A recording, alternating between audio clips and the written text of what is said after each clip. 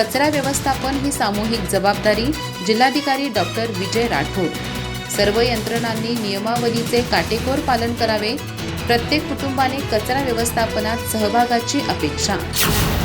कोल्हापूर इथं विमानतळ परिसरातील घनकचरा व्यवस्थापन आणि अनियमित बांधकामांच्या पार्श्वभूमीवर आयोजित कार्यशाळेत जिल्हाधिकारी डॉक्टर विजय राठोड यांनी कचरा व्यवस्थापन ही सर्वांची सामूहिक जबाबदारी असल्याचं स्पष्ट केलं।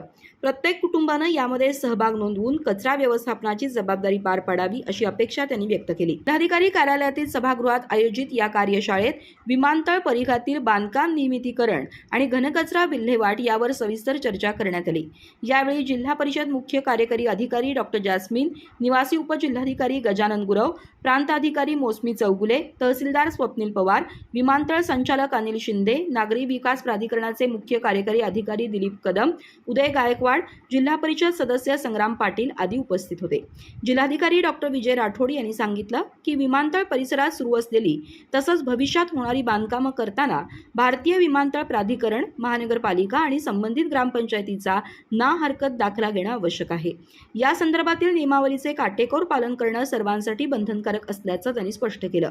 डॉक्टर जास्मिन यांनी विमानतळ परिसरातील अनधिकृत बांधकामं ओळखून त्यावर योग्य ती कारवाई करण्यासाठी संबंधित ग्रामपंचायतींनी पुढाकार घ्यावा असं सांगितलं।